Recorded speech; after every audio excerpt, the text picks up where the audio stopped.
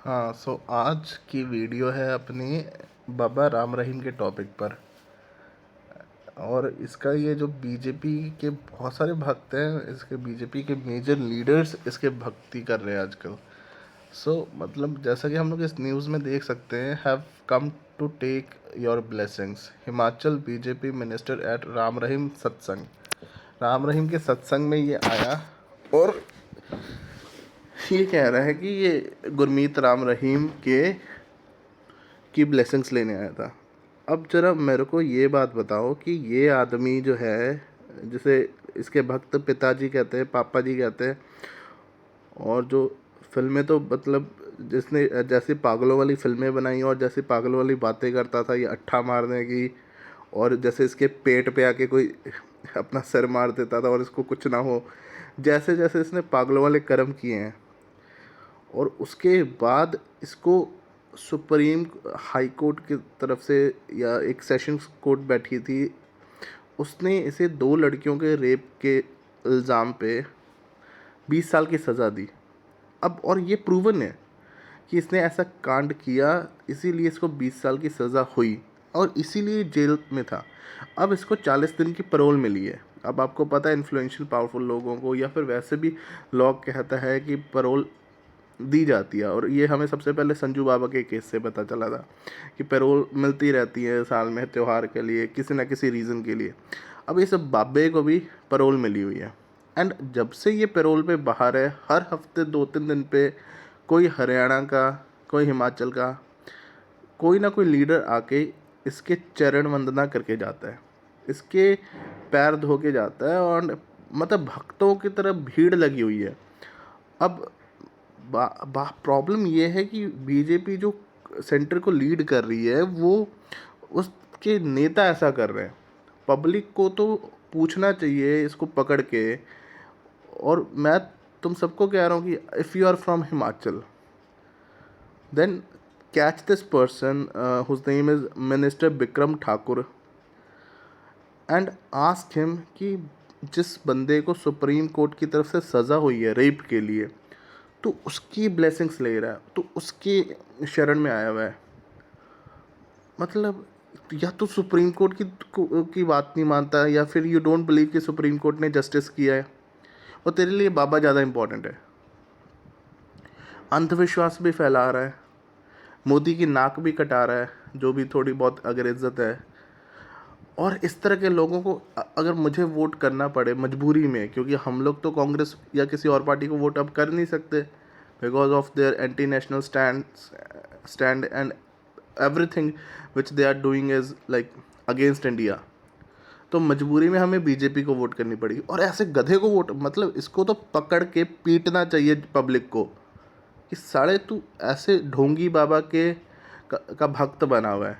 जैसे ढोंगी बाबा ने ऐसे ऐसे बुरे कांड किए, ये तो दो लड़कियों का तो पता चला, उसके अलावा कितनों के साथ क्या किया होगा, कितने लोग इसने अपने पाप को छुपाने के लिए मरवाए होंगे, क्या क्या उल्टे सीधे काम करता था। बाकी कास्ट्रेशन करता था अपने भक्तों की, जो भी करता था यार, ये सब तो हमने सुना है, बट जो प्रूवन है उस पर भी मतलब हम लोग आंखें मूंद लें।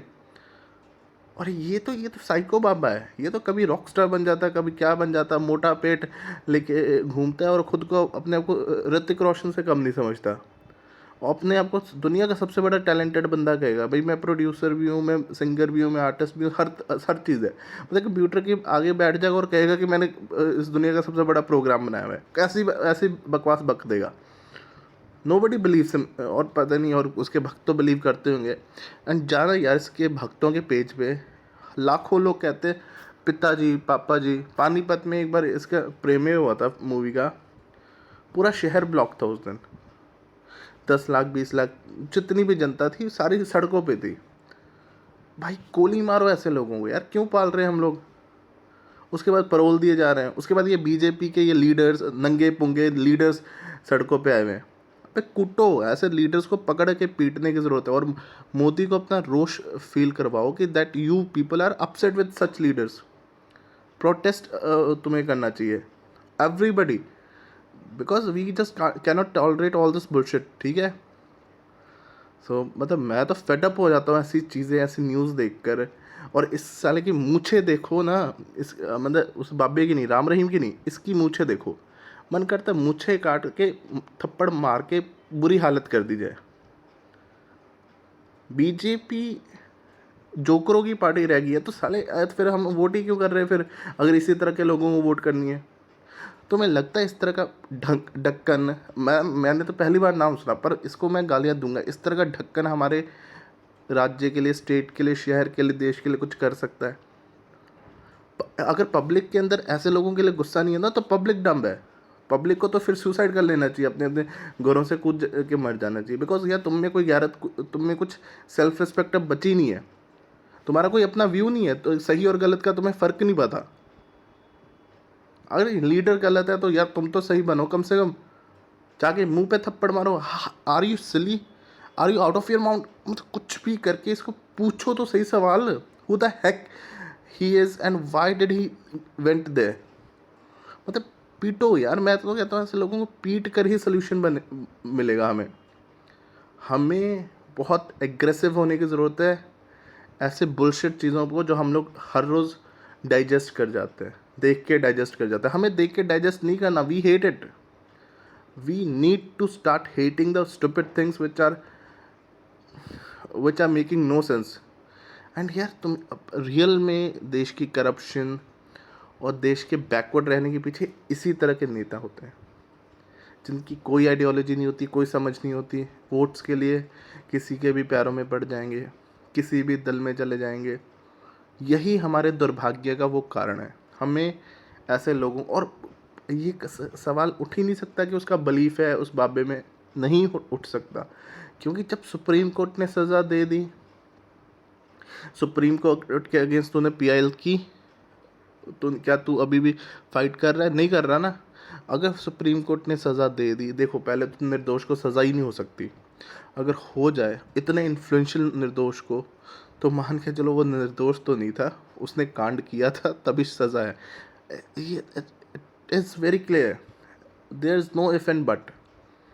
एंड लाइक हिसाब तो होना चाहिए। I don't have many subscribers currently. Once I have, I know I'll surely be able to make an impact on such people and their whatever they do. But हमारी कंट्री को ना अब बहुत clear होने की ज़रूरत है that we cannot tolerate, we cannot digest all this bullshit and we are against it. So आज के लिए मेरा ये मैसेज है, and thank you and please do support me यार। अगर सपोर्ट करोगे then only we will be I'll be on the right track and we will be doing great। ठीक है, थैंक यू।